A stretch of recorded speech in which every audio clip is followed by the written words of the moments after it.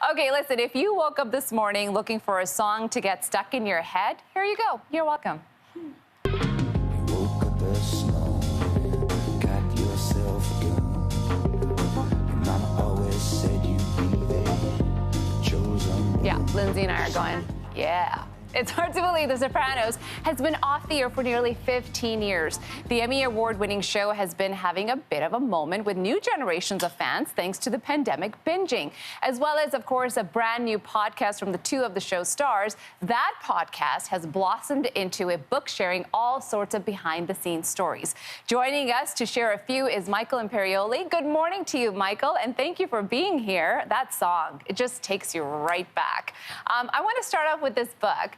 Like that iconic theme song, it's called Woke Up This Morning. It was born out of your Talking Sopranos podcast. The show has been off the air for nearly 15 years, but it is reaching a whole new generation of fans. You talk about meeting a guy from Scotland who had your face tattooed on his leg. I mean, what is going on, do you think? What do you think is about the show that's having an amazing big moment again? It's hard to pinpoint exactly what it is. I mean, besides the fact that the show just, I think, is really, really great on a lot of levels, acting and writing and filmmaking, and people are responding to it. I think the combination of the people that got together to make the show, there was some magic in that that you can't really put your finger on. And I guess it's the combination of streaming and all these things, and but it's certainly a very pleasant surprise, I will say. It really is. Well, I mean, it's not really a surprise, to be honest, because the show itself, it is iconic, right? And it's hard to believe it was 15 years ago. Like, I can't even believe that much time has passed by. But I love this story so much. I love that the first day on set for you, you were in a driving scene with James, and you didn't know how to drive. But of course, they assumed, oh, yeah, he's 31. Of course, he knows how to drive. He has his license. But you almost took out the lead on first day. What happened? Well, I didn't actually lie. I just withheld the truth, right? Which I guess is a lie. Perfect for The Sopranos. I didn't tell them I didn't have a driver's license. But I figured, how hard could it really be? You know, on a movie set, they're going to shut down all the traffic and stuff like that. But it turned out I had to drive backwards down the sidewalk.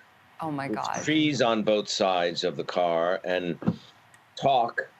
And I did it a few times, and then the director said, go twice as far and twice as fast. And then on that time, I just ran right into a tree, wrecked the whole back end of the car. The airbags went off. James's head went back, and there was smoke. And there was this really uncomfortable silence. And I thought, I'm about to be fired. It's my first day of work. And then James, who I didn't know until that day, just starts laughing hysterically. Oh, my goodness. And I thought, and an amazing friendship blossomed from that point on. Maybe, yeah. Hey, I'm wondering, though, did you ever get your license, though?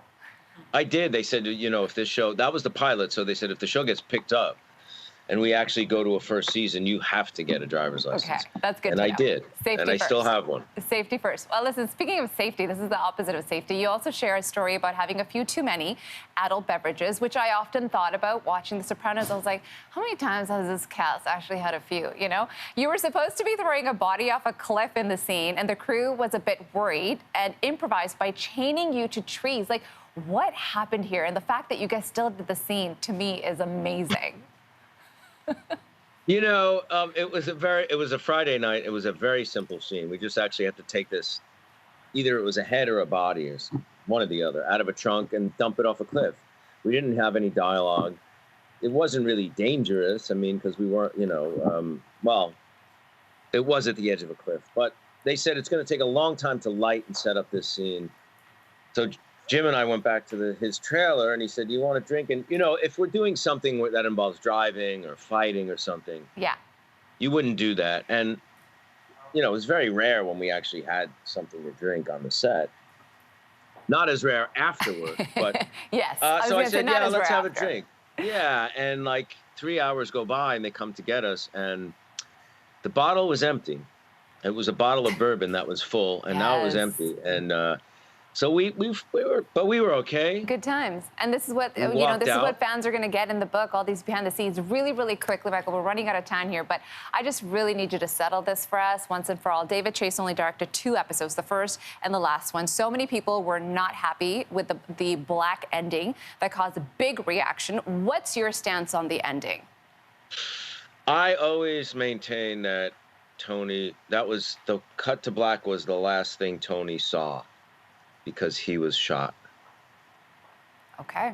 And died. That's my interpretation. Okay, I love it. Michael, thank you so much for your time. The book is called Woke Up This Morning, The Definitive Oral History of The Sopranos.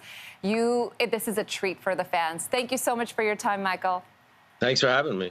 Our pleasure. Take care. Hey, thanks for watching. If you liked this, be sure to subscribe here, or you can check out more Your Morning videos right here.